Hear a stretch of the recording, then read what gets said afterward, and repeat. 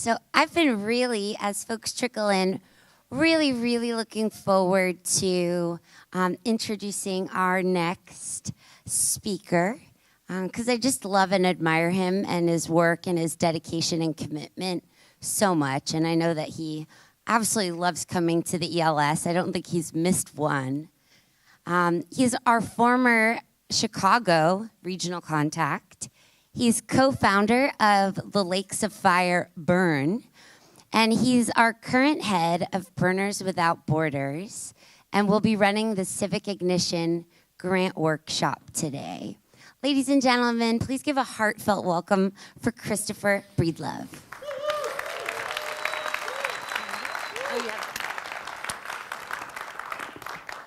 Hey everybody, it really is my pleasure to be here with you guys. I love being at the ELS. You guys really inspire me. And somebody earlier was like, I talk a lot, but I get nervous in front of this crowd. And it's the exact same thing for me, because you guys are really doing the work out in the world. So I get a little bit nervous in front of you guys. But anyways, thank you. All right, so one of the things that I always think about when I'm going to do a talk at something like this is how much do I have to cover of the history of what we're doing, and then how much do we want to talk about what's doing new. And so for those of you who've heard me talk about the history, this is going to be kind of like a PowerPoint sandwich. We're going to hit a little history, we're going to talk about what's new, and then we're going to go into what's happening next. So real quick, what do I love about Burning Man? One of the things I love about Burning Man is the sense of activated citizenship that it allows. And so for me, as a camp member in the middle of Burning Man, if there's something around me that's wrong, I am immediately empowered to talk to my neighbors, to talk to that art car, to talk to who's ever next to me, to figure out what that solution is. And to me, that's what I've really learned from Burning Man. And to me, that's why I'm excited about the work I get to do with Burners Without Borders, because that's bringing it out in the world. So let's go back to the beginning real quick, which is 2005. Burning Man is happening, and all of a sudden, word starts to move around the city organically that Hurricane Katrina hit the Gulf Coast. And so Burning Man starts to activate like a nodal network. People start to talk amongst one another. People start to figure out what they want to do. And so they start raising tools. They start raising funds. They start talking about what they want to do. And about 35 people decide to go down to New Orleans.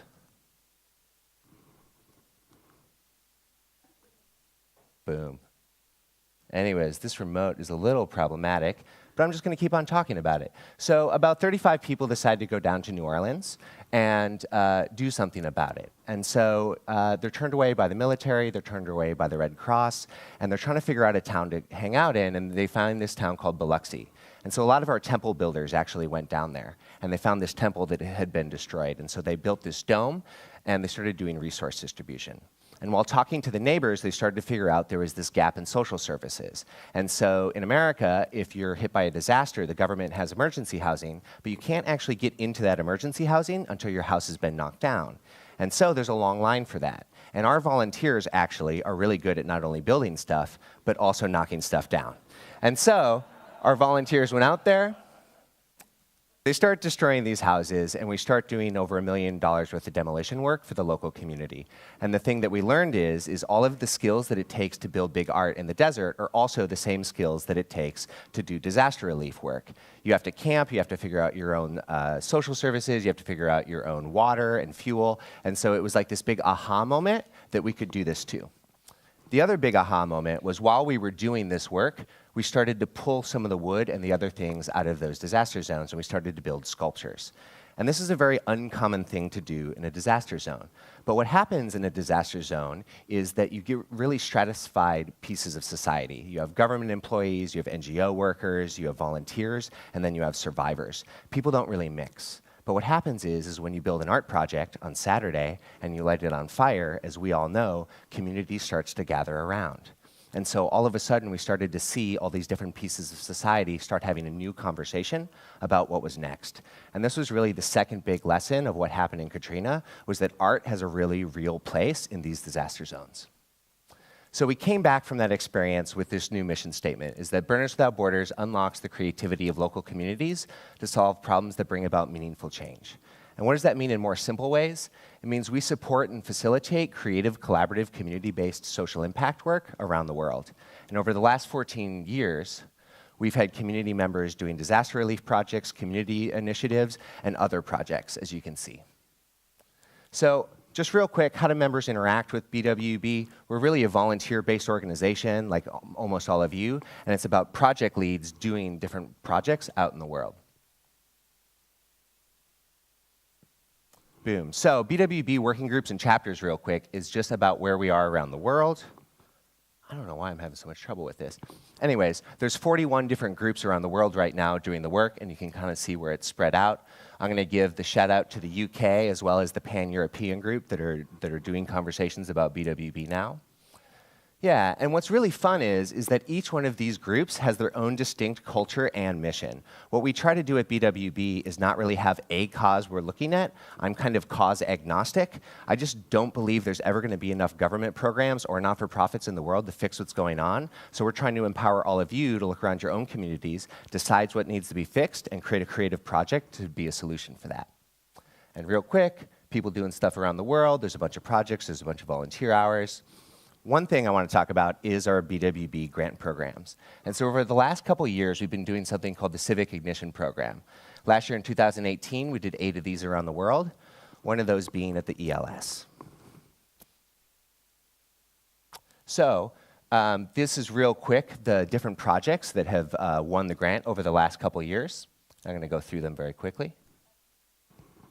ELS, what did I say? ELS. So in 2016, which was our first one, we had 2 different projects that the group was trying to decide whether we wanted to do the grant. One was very local in Barcelona, and one was very global in a refugee camp. And so what I was really impressed about in building consensus with about the 30 people who are in the room, they decided that our grant money for this grant this time had to go to the local community. And so we decided to give that money to a project called Free Space Barcelona, which was helping develop a new community and art space and was hosting a series of workshops throughout the year. And from a community member's suggestion in this room, we decided to pass the hat and raise money for a project, the other project. And so not only did we get that money, but we actually raised more money than had been asked for in the grant. And so what we did is we went to the Calais refugee camp in France. And I went there with Sarah and Andy Clutterbuck from Finland right there. And we decided to deliver this grant for these tools that people from Ubertown were building houses for refugees there. And so you can see this is a youth center we were building there as well. And one of the really amazing things I think about these community grants is okay, so this room actually passed the hat. We raised a bunch of money for these tools. And then we went out there, and I had a huge inspirational moment. Everyone kept on coming up to me and asking me for my tools, not my help. They wanted my hammer, my drill, and my saw. And so we decided to come back to the United States and create a new project called the Mobile Resource Unit, which is a 20-foot container with a fully functional makerspace inside of it. And we've been prototyping it for the last 3 years. And that's directly from this group putting that grant in. And so what's really amazing about this project then is that's been an inspiration to other BWB groups. And if you can see these photos in the middle, is after the hurricanes last year, we've had 2 more containers be built in both Florida and Texas as makerspaces in disaster zones, which is pretty cool. Also in 2017, we granted David's Ranch in Israel, which is a makerspace, and so our grant went to building out some of their green spaces as well as their toilet infrastructure so they could have bigger community gatherings.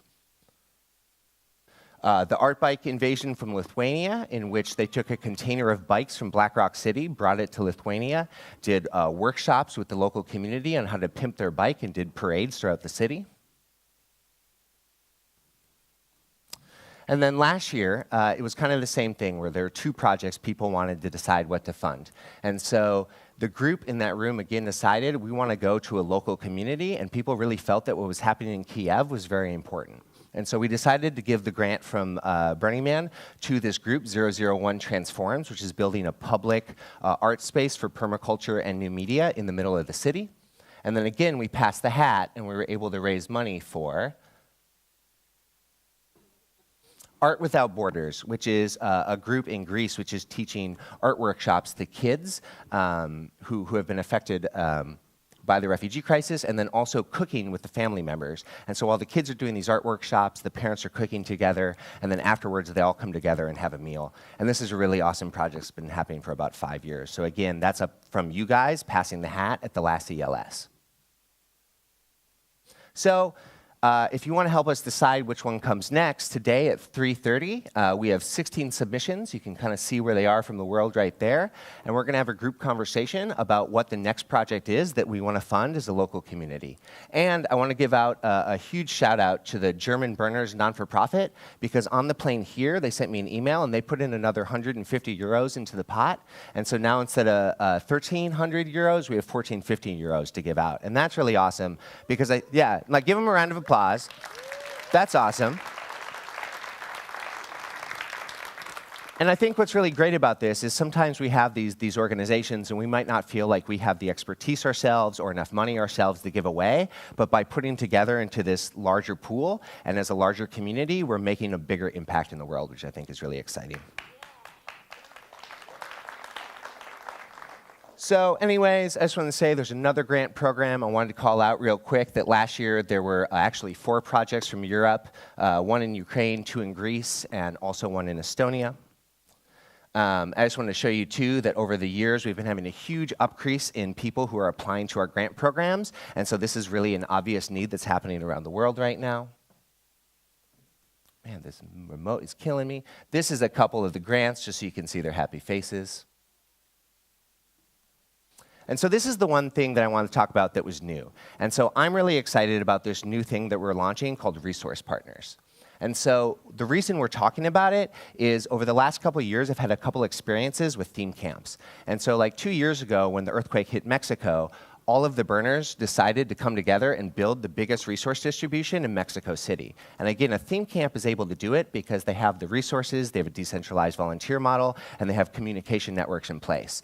And so they were able to put this together, 2 camps called Mayan, Warrior+Maxa camp, and that was super inspiring. And then that same year, this camp called Transformation, as well as an art call called Abraxas, were able to bring their Burning Man kitchen down to the hurricane relief zone, and they were able to serve over 100,000 meals to the local community about 2 weeks after the hurricane. And so these 2 experiences were like these big wow moments for me, where I was like, wow, theme camps are doing this really amazing thing. How can we make more of this happen in the world? And so that was one of the things I've been kind of asking over the last year, which is how can we imagine what's next, and how can we imagine matching people and resources? And so just kind of like that Playa image I showed you before with that nodal network, I'm thinking about that nodal network around the globe. And so how can we get out of the way as the Burning Man organization and just start connecting these global to regional projects? And so this is the new resource we're launching. It's called Resource Partners. And so we know from burns, most theme camps and art cars and other things only use their equipment maybe for a month a year. And so how can we imagine creating an asset map of all of the theme camps, of all of the art cars, of all of the maker spaces around the world that want to give their infrastructure to civic engagement projects? And so this is my call to you. If you're part of a group like this and you're interested in being part of it, you can talk to me, or you can go to burnerswithoutborders.org/themecamp, and you can sign up to be part of this resource map. And that's our idea, is that all of a sudden we have this map of where everything is around the world, and when you want to do a project, we can match your project with the resources that it needs around the globe. And so that's the new idea. I'm super excited to do this with you guys. I'm out of time. Thanks so much for having me, and I look forward to having more conversations with you this weekend.